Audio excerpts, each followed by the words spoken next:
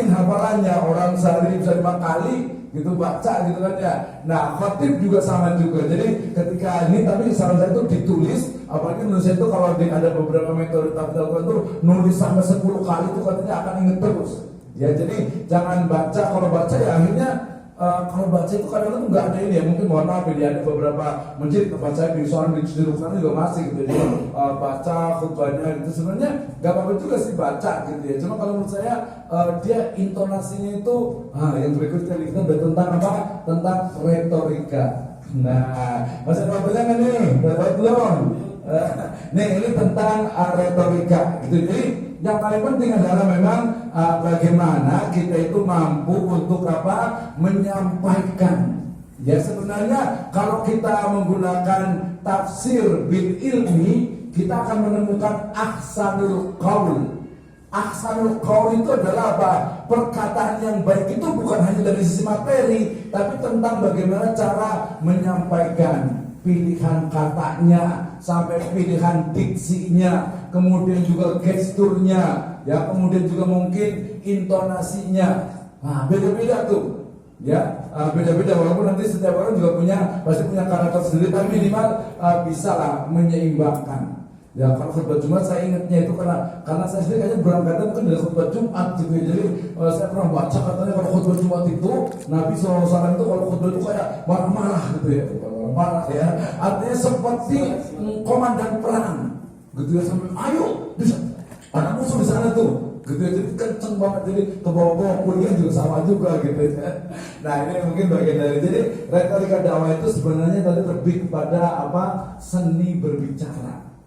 Ya, jadi bagaimana? Nah tadi yang paling penting ujungnya sih udah nggak usah banyak teori gitu ya, langsung praktek, ujungnya langsung praktek juga terus, dan perlu memang adanya coach ya. Jadi harus ada di coach, harus dibimbing. Nah kadang apalagi yang baru-baru atau mungkin karena suka, yaitu tadi muncul al-kibar. Sudah begini kok, udah bagus iniannya. Gitu ya, terus juga kasih masukan, enggak jangan begitu, enggak kok udah ini. Nah itu juga perlu, karena penyakit yang paling banyak itu adalah kesombongan. Yang merasa, saya udah jadi khotib nih gitu ya. Di YouTube juga sama, tadi di YouTube juga saya bilang, makanya saya bismillah gitu ya. Saya pengen pokoknya YouTube saya itu saya tidak pernah minta subscribe gitu ya, walaupun sekarang nggak banyak, cuma kita 3.250-an gitu ya, tapi jangan sampai sekian, nanti kalau subscribe nanti jadi kayaknya kurangi keikhlasan gitu ya. Biarin aja yang alami aja gitu, kalau penonton silakan kan juga nggak apa-apa gitu. Yang penting saya, karena saya suka sejarah, jadi ya udah pokoknya aktivitas saya semuanya ada di YouTube gitu ya. Kalau tulisan itu ada di website saya juga, itu tulisan dari cukup lama juga ya, sekitar dari mulai 2010 itu sudah taruh di situ yang di blogspot itu ya. Nah ini tentang retorika, jadi retorika itu lebih kepada apa, seni dalam berbicara untuk memengaruhi. Nanti berarti sekali contoh dari mungkin Soekarno bagaimana ketika berdakwah lagi, dakwah juga kali ya. Ya kan dakwah lughatan, etimologi, mengajar gitu ya, mengajar untuk NKRI. Jadi bagaimana cara berpidatonya, kemudian juga mungkin ada siapa tuh, Adolf Hitler misalnya gitu ya. Gimana sih cara mereka tuh bisa memengaruhi ya, atau mungkin siapa tuh, banyak lah tokoh-tokoh saya memang ahli dalam retorika. Jadi dia mungkin nggak lihat teks, kemudian dia di kepalanya itu udah tersusun. Saya juga mikirnya begitu, gimana ya kalau saya lihat orang khutbah itu dia nggak lihat gitu ya, nggak lihat teks tapi dia tersusun. Nah itu memang perlu latihan. Ya saya katakan, berarti saya ngomong ini diurutkan. Makanya nanti di catatan bisa full teks atau juga bisa poin-poin besarnya. Ya mungkin kalau memang ayat atau hadis khawatir salah, biasanya itu ya bisa pakai, kalau orang dulu pakai tulisan ya, kalau sekarang sudah pakai teks, sudah pakai handphone, itu akan lebih mudah lagi ya. Ini adalah retorika, jadi bagaimana seninya dalam menyampaikan. Jadi manfaatnya tentu saja sangat banyak sekali, agar apa yang kita sampaikan udah semangat nanti ada yang mulai lemas, ada yang mulai ngantuk gitu dan sebagainya gitu kan. Nah itu nanti kita harus tahu dari psikologi mad'u, atau bahasa itu adalah audience. Ini kayaknya udah semuanya ya. Oke, ini tentang ini ya, sebenarnya teori-teori tentang bagaimana memulai sebuah retorika, komposisinya, kemudian di komposisi itu ada eksposisi gitu ya. Jadi memperluas pengetahuan pembaca ataupun juga pendengar. Ya misalnya yang biasa di sini, yang biasa di Bogor, kemudian mungkin bicara tentang Jakarta, oh masih dekat, bicara tentang Southeast Asia, bicara tentang Europe, bicara tentang dunia gitu ya, bisa juga tentang hal-hal yang sifatnya mungkin di luar dari pengetahuannya secara umum. Saya tadi Pak Suku juga sedang berapa lagi selesai di MA, berarti ya Magister Ekonomi, wah kayaknya perlu dakwah ekonomi syariah nih. Ya kenapa? Karena salah satu dari ancaman itu adalah apa? Darah, daging, tulang, sumsum yang tumbuh, yang nubita minal harami wan naru aula biha. Jadi darah, daging, tulang, sumsum yang tumbuh dari harta yang haram, maka neraka itu lebih berhak. Nah, bicara tentang haram dalam makanan, konsumsi dan juga jasa, itu salah satunya adalah dengan apa? Belajar ekonomi syariah. Oke, ada hal ekonomi syariah yang dikenal Pak Suku ya. Oke, jadi nanti bicara tentang eksposisinya, kemudian argumentasinya, kemudian deskripsinya, sampai kepada narasi yang runut. Ya mungkin kalau kita lihat dari sisi intonasi misalnya rahimahullah almarhum Ustaz Kiai Haji Zainuddin MC misalnya, itu sudah sangat terkenal sekali, intonasinya, stylenya itu sudah banyak diikuti. Ya kemudian siapa lagi tuh tokoh-tokoh yang mungkin nasional yang secaranya, ini luar biasa, yang biasa orasi, kadang beda juga. Jadi masing-masing memang stylenya dengan spesialisasi itu berbeda. Mungkin nanti ada yang khusus pengajian ibu-ibu gitu ya. Kalau ibu saya sering diundang kemarin tuh pas diundang untuk Isra Mi'raj itu ya, panitia itu udah pesen duluan, Pak tolong ya nanti kalau Pak ceramah itu banyakin lucunya katanya gitu. Soalnya kalau ngaji Pak kita tiap hari juga udah ngaji Pak katanya. Jadi menurut itu biar lucu, biar ketawa gitu ya. Jadi begitu ya Pak, iya gitu ya udah saya bercanda itu banyak gitu. Kita suka ya stand up juga gitu kan ya. Jadi akhirnya apa? Pesannya seperti itu, dan yang paling laku di masyarakat juga seperti itu gitu ya. Tapi sebenarnya kalau di dunia kampus ya tetap juga ada juga sih biar ngantuk gitu ya. Jadi ya agak-agak lucu lah gitu ya, agak lucu. Ini nanti terkait juga dengan ini. Jadi aspek pendukung dari kita ada cara kita bicara, kemudian juga lisannya gitu ya. Jadi tempo pembicaraan saya bisa terus gitu ya. Kalau lihat tadi boleh di YouTube saya itu ngomong terus gitu 1 jam itu kayaknya nggak bisa habis gitu ya, nggak ada titik komanya gitu. Padahal sih ada juga sebenarnya gitu ya. Tapi agak cepat biasa karena zaman sekarang itu waktunya terbatas. Apalagi ada generasi anak saya juga biasa itu dia kalau nyetel YouTube, terutama YouTube yang ceramah, kemudian juga khutbah, kemudian juga ada kuliah, itu dia dipercepat karena memang waktunya. Jadi dia pengen jadi nonton YouTube itu bukan yang normal, tapi dia dipercepat. Kenapa? Karena yang ingin didapatkan itu bukan retorikanya, tapi intinya.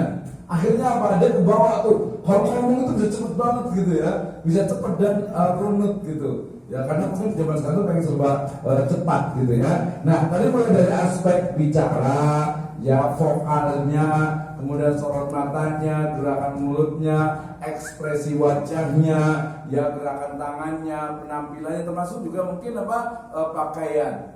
Ya pakaian gitu ya, itu juga menjadi hal yang penting biasanya itu untuk apa, kira-kira apa sih yang bisa orang itu biar bisa enak ngelihatnya itu enak gitu ya, lihatnya itu enak, dan juga dari sisi suaranya dan sebagainya. Nah ini biasanya terkait juga dengan ini ya, kalau mamanya kita bicara depan audiens berarti minimal kita itu tahu apa, tahu dari sisi psikologinya. Oh ada orang yang sukanya itu visual itu berarti dia lihat tuh, ada yang dilihat. Tapi ada juga nih yang diem gitu ya, merem-merem gitu ya, tapi ternyata masuk juga gitu ya. Oh dia termasuk auditory gitu ya. Jadi dia cuma dengerin aja. Saya juga termasuk yang biasanya menghafal Al-Quran nih. Ya, hafid itu biasanya mereka lebih banyak auditori.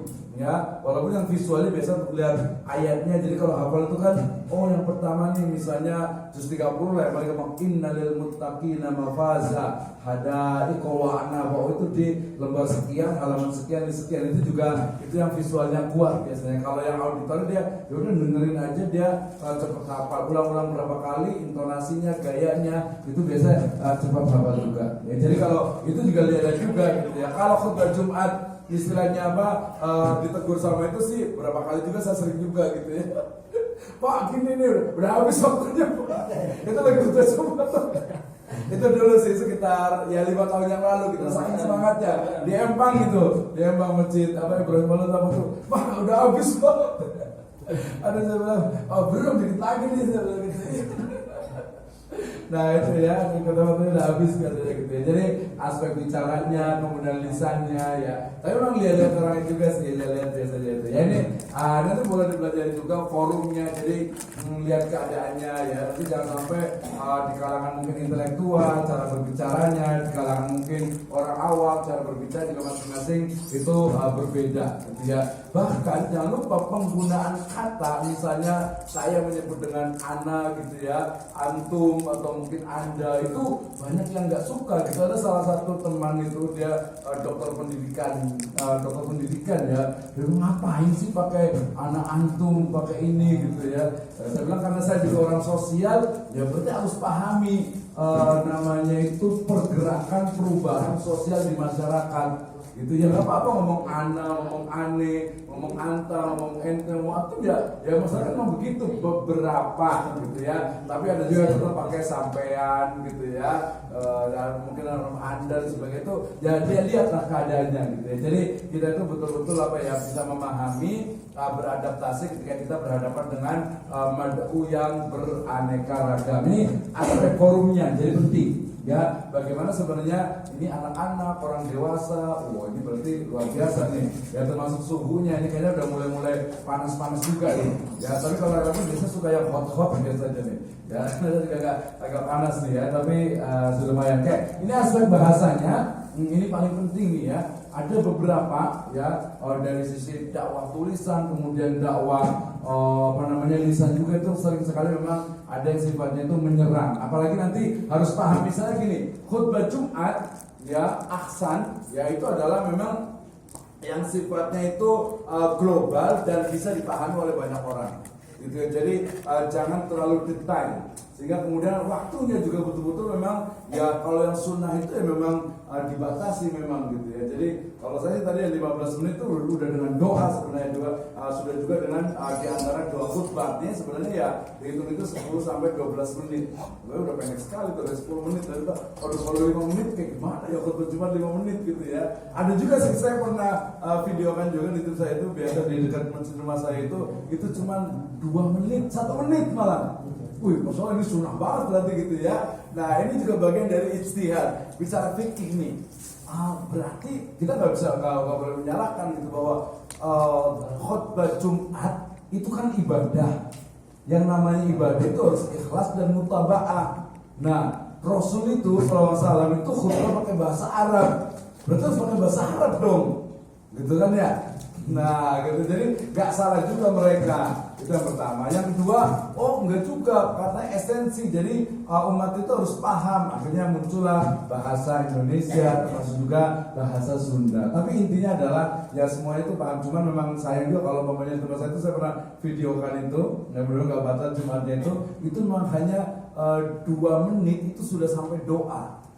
Cepat sekali memang tadi yang rukunnya saja. Ya, pertama baca tahmid, kemudian baca sholawat, kemudian baca wasiat, kemudian baca Al-Quran, udah selesai. Ya terakhir dengan doa.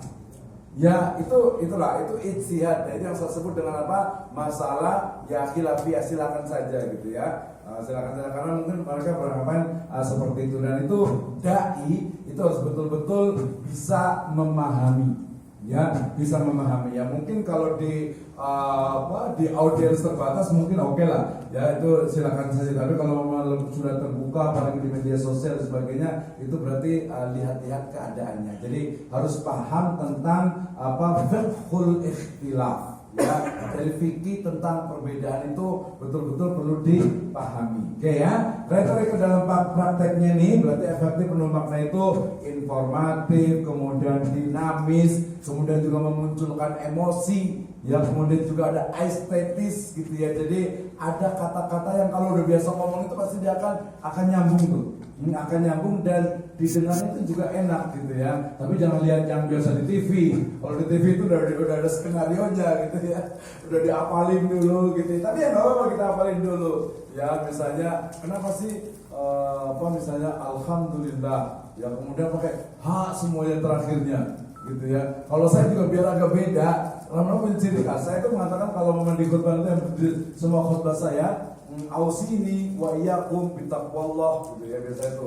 Jadi pertama-tama khotib berwasiat kepada diri khotib sendiri. Nah, biasanya kan usikum wa iyaya bittaqwallah. Biasa kalau yang khutbah khotib yang umum biasanya adalah pertama saya berwasiat kepada jamaah Jumat dan juga kepada saya. Kalau saya balik berarti ausini saya berwasiat kepada diri saya sendiri baru kepada jamaah Jumat.